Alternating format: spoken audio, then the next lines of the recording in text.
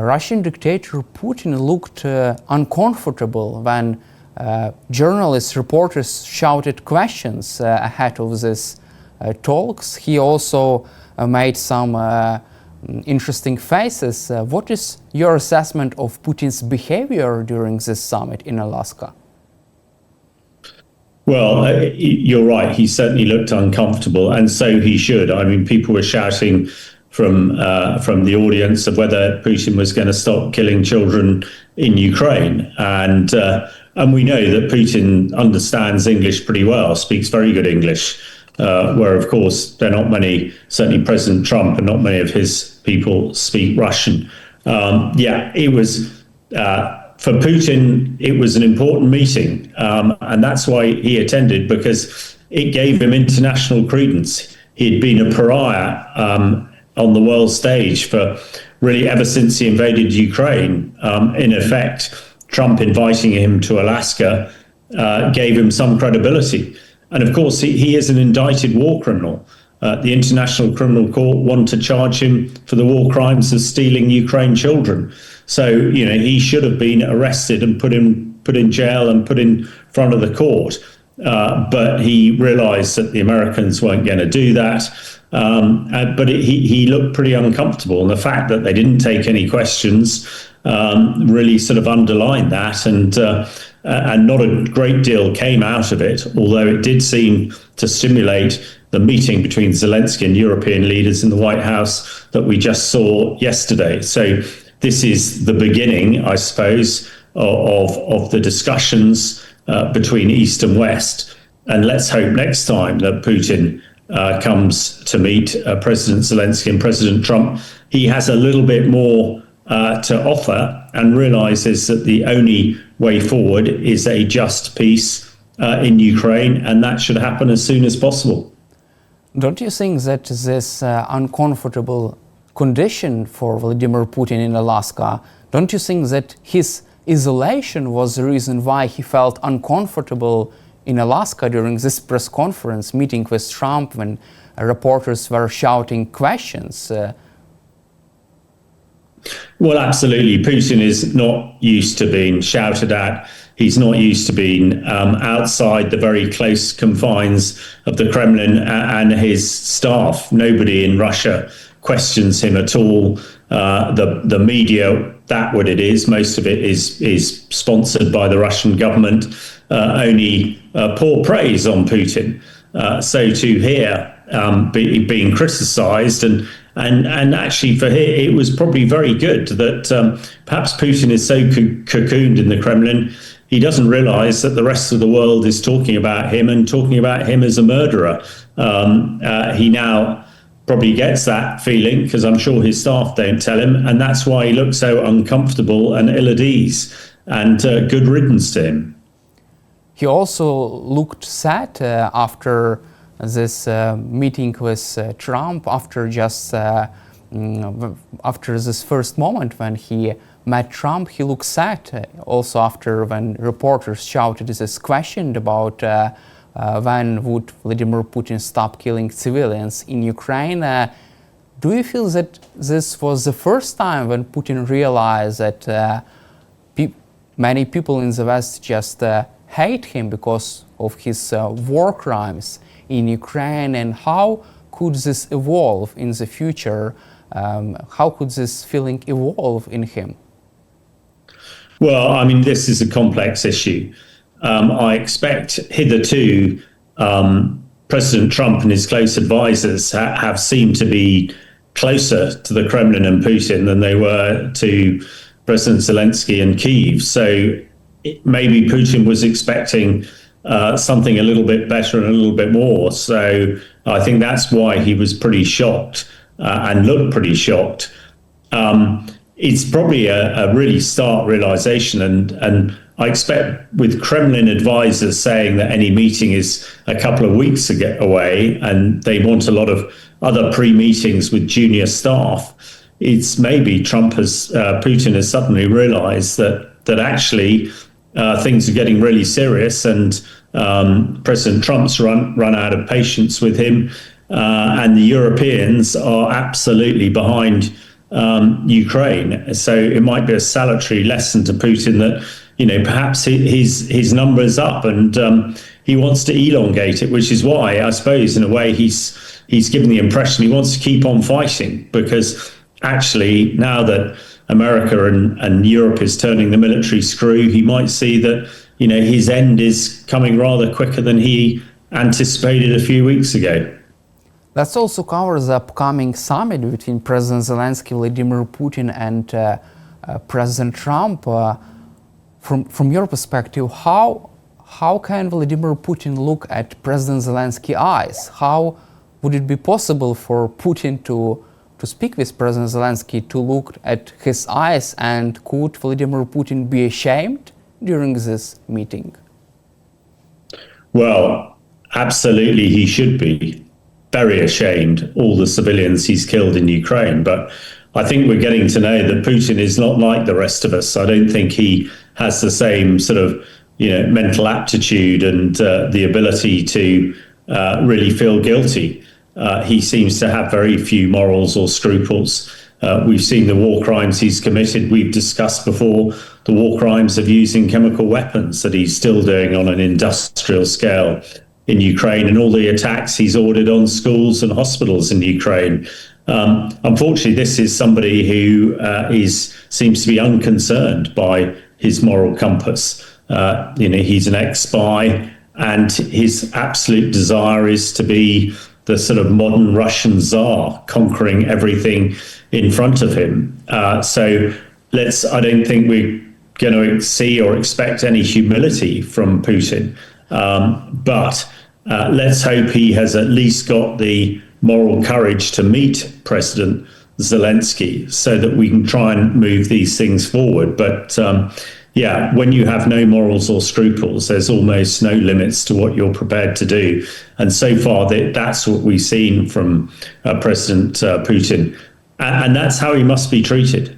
One always is taught to treat people as you would have them treat yourself. But in Putin's case, I don't think that is a realistic notion. And the only thing that Putin really understands is strength and exploits weakness. So I think the West and the US must show absolute strength and support to Ukraine in order that President Zelensky can get a just peace deal for the people of Ukraine.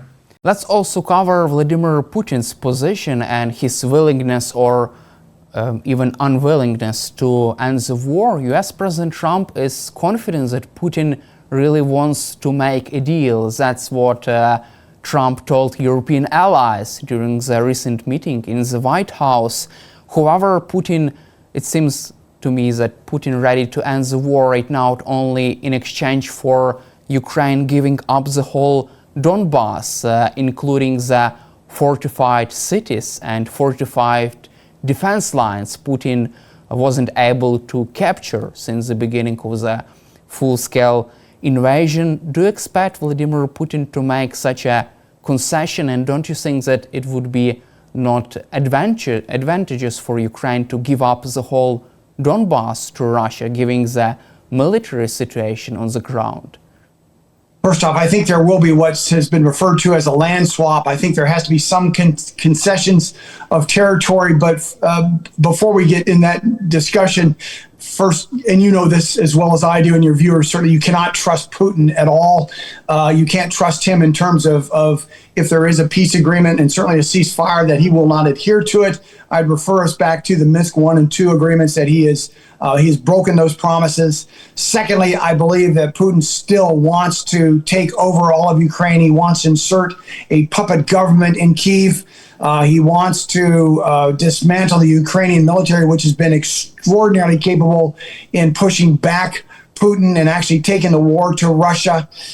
So he cannot be trusted. But nonetheless, I believe, though, however, there are pressures on Putin, particularly economic pressures, where his economy is not doing particularly well. And if President Trump and Europe adds secondary sanctions as well as tariffs, that can really put a significant impact on the Russian economy that's on its heels right now.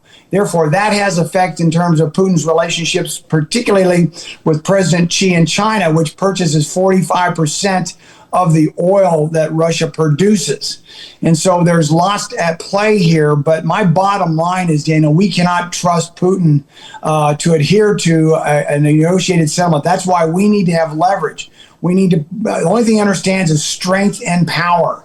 And therefore, the tools that we provide President Zelensky in Ukraine to continue to fight on, should the war continue, or at least to deter future aggression from Putin, must be made very clear.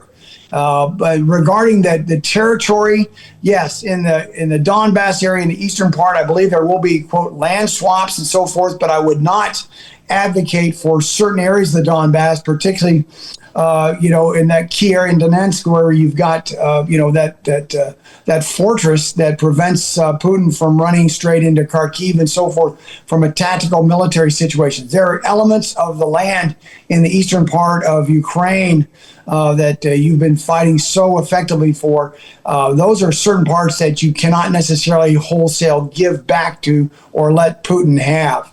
Back to the land aspect, though. I would not advocate for a condition where the land, Ukrainian land, is annexed permanently to Russia. I believe you can have a ceasefire. I see there can be certain conditions where it would be perhaps at a great length of time, but not formally annexed over to Russia. But much like you see along the demilitarized zone that you have between North Korea and South Korea back in the 1950s.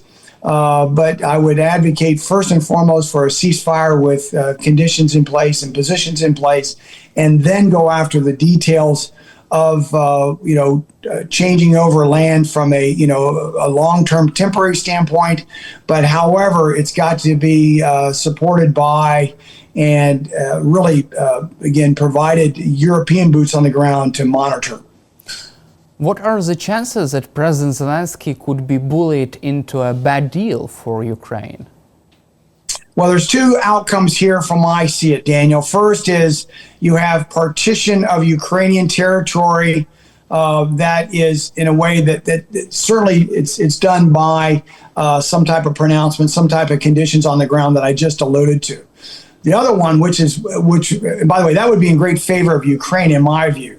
And that's what I would advocate President Zelensky to pursue. And I believe he is doing very effectively, certainly publicly. Whether or not you get those results, that's another thing. The other one is you partition land that belongs to Ukraine, and you do it in a way you're subordinated to Putin and Russia. That would be, I believe, a dismal failure if that was an outcome for Ukraine, for Europe, and frankly, for the United States. I don't see that happening with a very strong President Zelensky coming out of this summit yesterday. My point being here is I believe there's strong momentum right now with President Zelensky, his leadership, supported by the leadership of Europe, to include the Secretary General of NATO, as well as the President of the European Commission, and certainly the President of the United States. So momentum is in favor of Ukraine. And I would advocate that President Zelensky, therefore, when he engages with President Putin, perhaps in a bilateral summit, that he does so from a position of strength, even though they're still fighting in the Donbass region and so forth in the eastern part of Ukraine. But I would not be in a position to give up wholesale all that 20% territory that Putin has given, but there will have to be land swaps. There will have to be land that's if you will, negotiated in a demilitarized zone aspect of this for a long term. But I think that's the only pathway to a guaranteed peace. If Vladimir Putin decide to tap Donald Trump along and to drag out these negotiations without any kind of progress, what could he expect from President Trump? I think he could expect support politically from the president with regard to a bill that's in our United States Senate that would compel or allow for the president to slap on what I call or put tariffs from 0 to 500% against those nations buying oil from Russia, which is really the source of Putin's wartime economy. I'm talking specifically China, India, Brazil, and other nations that, and he can put that into play and have a significant impact over the midterm against the Russian European economy. That will hurt Putin. Secondly, and this has already been public. President Trump has strongly advocated to the European leaders in that summit yesterday that they also put into play their own sanctions and their own tariffs against Russia goods and services. Third, there is over $300 billion worth of Russian frozen monies in Western banks and $10 billion more in the United States banks. You continue to freeze those assets, and then you literally take those assets and you give them to Ukraine so Ukraine can start to rebuild some of the infrastructure and some of the schools and certainly the apartments and the living areas, as well as the hospitals that have been decimated by Putin's onslaught with drones and ballistic missiles and cruise missiles, but also to get what is necessary not only for Ukraine, but for Europe and the rest of the world for that matter, get your agricultural economy back on its feet as well. And so there are significant leverages, particularly economic, that President Trump has. Also, it was interesting to read some information after this summit in Alaska. The Economist reporter wrote about the ceasefire deal in the air. However, we didn't hear any kind of additional details about this. What are the chances of this limited ceasefire in the air, and is it still on the table? Because President Trump aims to reach a full peace deal rather than just ceasefire. You're correct, and we still don't know the details that really came out of the summit between President Trump and President Zelensky in the Oval Office yesterday, and we don't know the ensuing details that came out of the broader summit with European leaders and President Trump and President Zelensky. I believe that perhaps a limited ceasefire through the air could be on the table. I don't know if that will happen or not. President Trump has announced that our Secretary of State, Marco Rubio, is leading the discussions with regard to creating the foundation for security guarantees from the United States standpoint, offering those up to his counterpart in Russia. Those details are still to be worked out. But like you said, Daniel, like the President Trump has said, the objective here now is to go straight to a peace negotiated settlement and start that process. We're still very early. If there's 10 steps here that need to occur to get to a final signed peace deal, Daniel, we're probably only at step 3, maybe step 4 at the most, and lots of hard work to follow. Would a ceasefire from the air be part of that? I don't know, but I would not anticipate Putin signing up for that, because it's to his advantage to continue to strike against Ukraine as if he thinks he's going to, improve his position on the battlefield, or that he's going to perhaps break the will of the Ukrainian people. Just the opposite has happened. And I don't need to tell you this, but from my perspective, the resolve of the Ukrainian people have been remarkable. It has stiffened. It has shown the rest of the world that the Ukrainian people will stand up to this brutal dictator. And therefore, that has not worked. But I would not necessarily, again, I'd be unexpected to me that Putin would try to continue to strike those targets in Ukraine. But I believe we'll eventually reach a position where you'll have the fighting will stop. You'll get a negotiated settlement. How we get there is still in the details that we don't know about or that are still being created. From your perspective, what are the chances that Vladimir Putin could manipulate President Trump during the upcoming summit between Zelensky, Trump, and Putin? I think he will make every effort to try to manipulate not only President Trump, but he'll also try to create daylight between President Trump and President Zelensky, as well as the United States and the rest of Europe. He's tried to do that, and that's what some folks were concerned about coming out of what I thought was a very good summit in Alaska on Friday. But fast forward to what came out of yesterday is remarkable. Daniel, there is no daylight. There is no gap between Ukraine and the United States, or between Ukraine and the United States and Europe. We are extraordinarily united. And frankly, that puts fear in Putin. He thought he could break the will of the Ukrainian people. He thought he could break the will of the NATO alliance.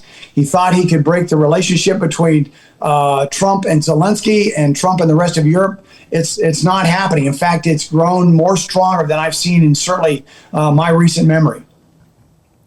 From your perspective, what are also the chances that President Trump could visit Russia because Vladimir Putin has invited him to visit Moscow during the summit in Alaska. And what is your thoughts about that? I think those chances are relatively low at this point, and I'm not so sure I wouldn't advise the president to go visit Russia, because what that does, the fact that Putin came to the United States in Alaska, that put Putin back on the world stage. He's been a pariah for so many years, and that was one of my concerns about hosting this summit.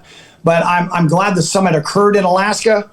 Because you need to start the dialogue, you need to get the process going, and that is really the effect that was created, which frankly led to a very successful summit, as we've talked about on Monday in the White House, between President Trump and Zelensky and the European leaders. But I would not advocate for the president, because that actually, first off, the President Trump does not need to go to Russia to have a conversation with Putin. Secondly, I would not necessarily give Putin that advantage of hosting the President of the United States and putting Putin more on the world stage. Putin is a belligerent. He is, again, he's a brutal dictator with nuclear weapons. And the less, if you shed any fact at all that him allowing to host the President of the United States gives him a sense of quality in the eyes of the rest of the world, which he hasn't earned, doesn't deserve, and shouldn't have. So I would not advocate for that.